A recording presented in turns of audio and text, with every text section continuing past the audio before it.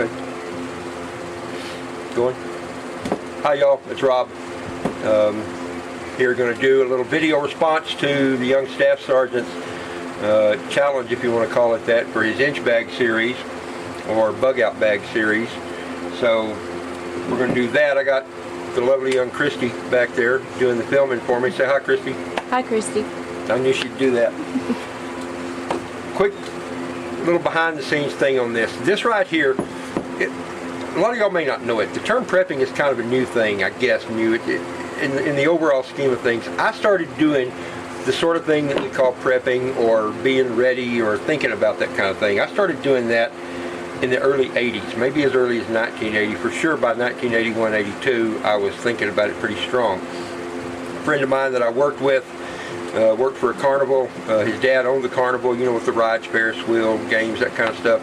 And I used to work with him in the summer times and would do stuff, and he and I got to be pretty good friends. His name was Will. If anybody knows Will Hoggard or where he is, I'd love to talk to him. I hadn't seen him in 20 or 30 years. I can't find him. But Will and I talked about a little bit of this stuff, and one day I went over to the carnival where we were working. He said, hey, come here, come into the trailer. So I came into the trailer, and he kind of looked left and right. He said, I bought a case of Spam. I was like, whoa. I said, that's pretty cool. I said, you're taking it serious. We're getting ready. He said, yeah. And as silly as that sounds, it seemed like a big deal at the time. And from there, it just kind of grew. I came across a book company out of Boulder, Colorado called Paladin Press. That was the only place I knew of at the time. Remember, there was no internet then. You just had to do a lot of hunting and research to find things. And this company called Paladin Press sold books about stuff like that. Nobody else did. I mean, it was just the kind of thing nobody talked about. Now, my whole life I grew up in sort of what you would call the prepper mindset, I guess. From the time I was little, we camped out, we cooked over open fires, we canned, we grew our own garden, we had chickens, we had bees, we did all that kind of stuff. And the stuff we didn't grow a lot of times, people around at the farms would grow a couple acres of. Sometimes they'd grow a couple acres of green beans or a few acres of watermelons or black-eyed peas. We still count on some of the people we know that raise 180 acres of black-eyed peas and go out and gather them and put up lots of black-eyed peas in the fall.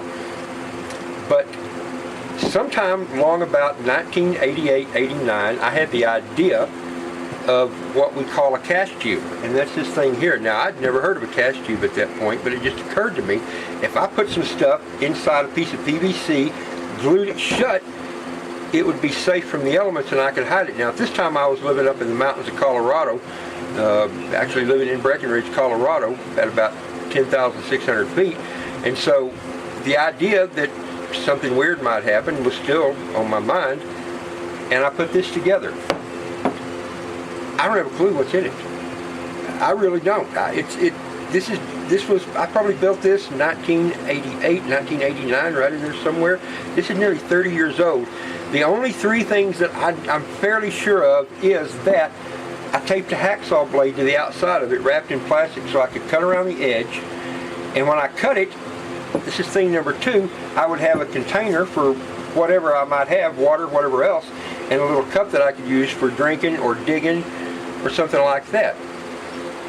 The only thing that I have any idea that might be in here is I think I put a knife in here of some sort. I'm not sure what kind. It may just be a steak knife that I stuck in there just so I'd have something. I've cleaned fish with steak knife. I've done a lot of processing of deer with just a plain old steak knife. So it doesn't surprise me if that's what's in here. So we're fixing it, and it kind of gives me goosebumps thinking about it, opening this. Who knows what's in there? I'm halfway afraid of what might come out of here. Knowing me, I may try to look at stuff before.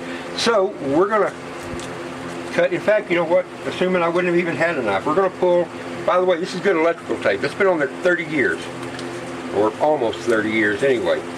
So we're going to, boy, this halfway hurts my feelings to undo this. It really does. So, Staff Sergeant Badass, I hope you're happy with what you've done to me here. And we are going to see what happens. And by the way, I'm just going to say, I'm looking forward to seeing all the different things that people do in response to the young Staff Sergeant's challenge for people doing this kind of stuff. And not a challenge, I guess, but just the whole idea of it. Alright, let me see how I know me, I packaged it up pretty well so it wouldn't come undone accidentally. You know, Christy mentioned that this is almost more like a time capsule than a survival cache cube. It is going to be interesting to see, assuming I ever even get into it, what I put in here. Christy suggested I might just put it back together after we're done, maybe add a couple of things that I have since learned would be good things to have. Yes, I wrapped it up good. I didn't want it to... My goodness, Rob. Ah, there it is. Alright. One hacksaw. Looks like a 32 tooth blade. 1032. That means it's 10 inches long, 32 teeth per inch. I'm going to cut this in because I hear something rattling. Here we go.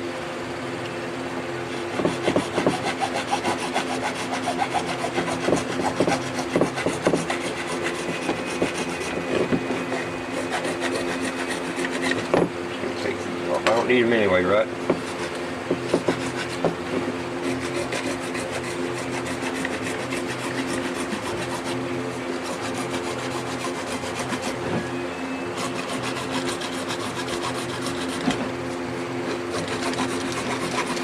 I work with lots of PVC, and I can assure you there are easier ways to cut PVC, but this is a brand new blade and it's doing pretty well.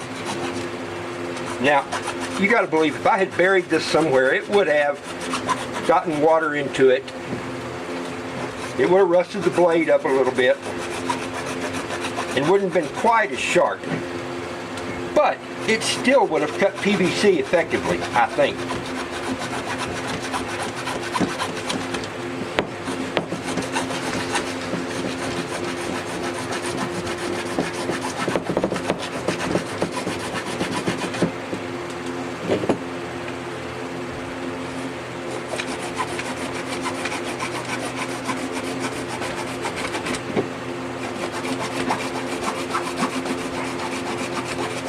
I hope I put a lot of money in here. That'd be kind of cool. Yeah. I didn't have any gold or silver coins at that time, so I'm pretty sure that's not going to be in here.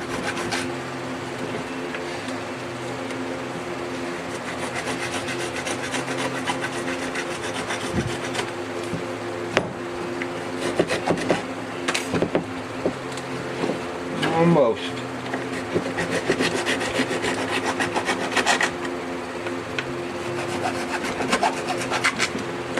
Try not to get overzealous with this. Be ashamed to cut through something nice in there.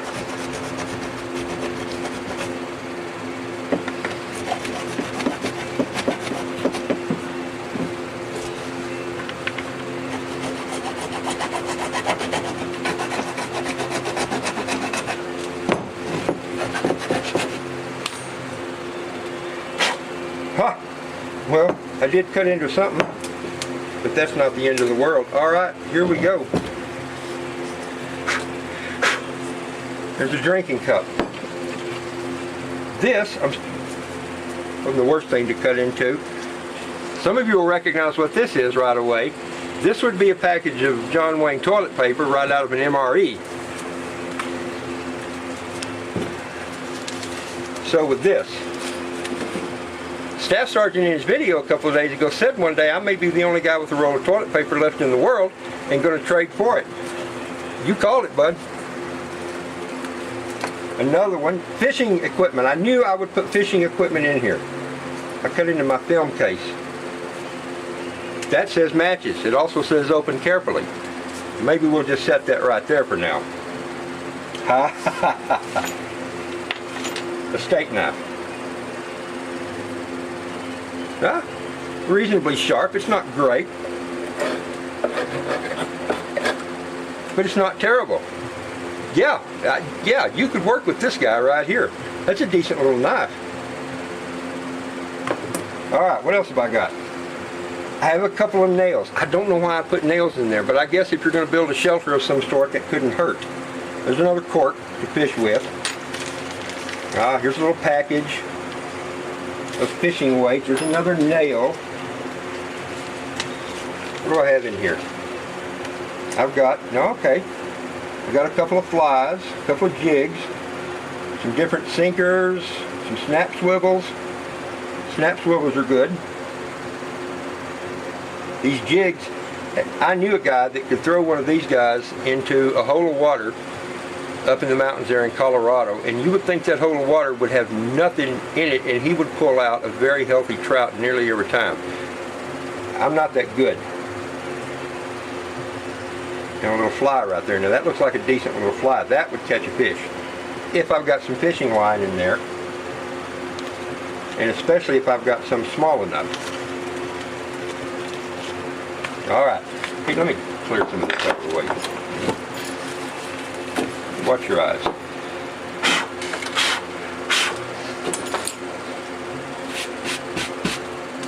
Alright.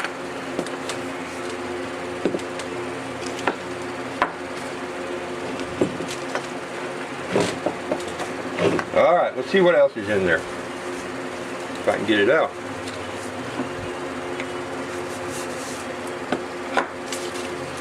Some more fish hooks. That's good. Hopefully about a size 8 or a 6. Because that's a good trout size hook up there for that part of the world. Yep.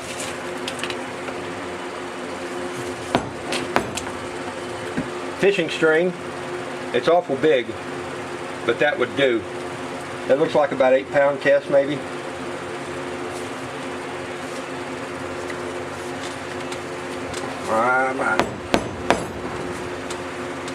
It's coming. There we go, here we go. Let's see what, I'm glad I cut the end that I did. I'd hate to cut into this.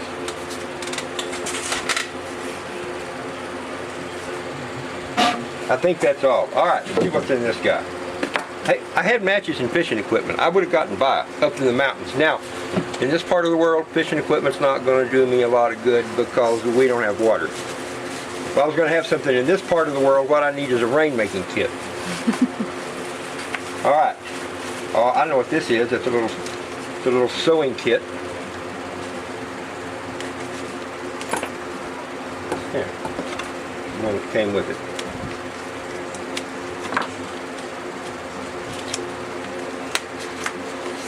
There we go, a little single edge razor blade. I believe I added some of these things because I know this wasn't in the official sewing kits. There's an S needle in there. That's good for sewing right there. You can sew something with that guy.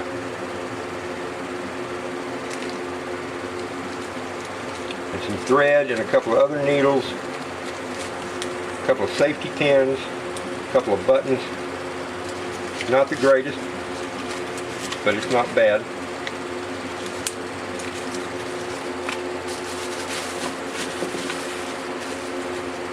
Some artificial sinew. That makes sense with the S needle I put in there. Artificial sinew is great stuff. This is kind of a wax nylon thread that you can use either in a big piece or you can split it down into 4 or 5 pieces or even smaller. And this stuff is absolutely stout and strong.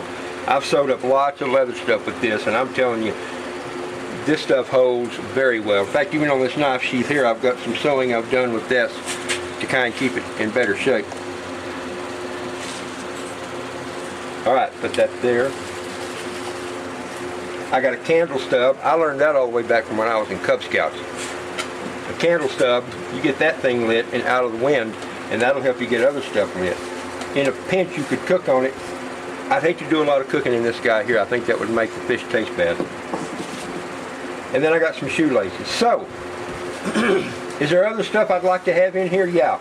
I've got some paper clips. I'm glad those are there. Who knows? It's the first one I ever made. I made a cast tube before there was such a thing as a cat. There probably was, but before it was a mainstream kind of thought process. So don't blow me too much crap. Anyway, that's what I've got. To me, that was kind of fun. Now that I know what's in there, I'm glad I didn't completely have to depend on it. I could have gotten by probably with this. I'm curious if I didn't cut the matches in half. just what they look like. Let's have a look at the matches, and then that'll pretty much wrap us up, I guess. Just open carefully. Wasn't real careful with that hacksaw.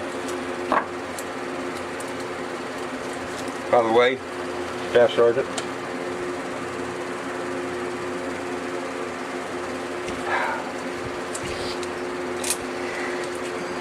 yep, good strike anywhere matches. And a pretty good supply. Wets, because I'm curious. I don't even have to check them. They look good. They smell right. As right as these kind of matches ever smell. Yeah, these guys that strike, I don't have any strike on anyway. What do I have to strike a match on here?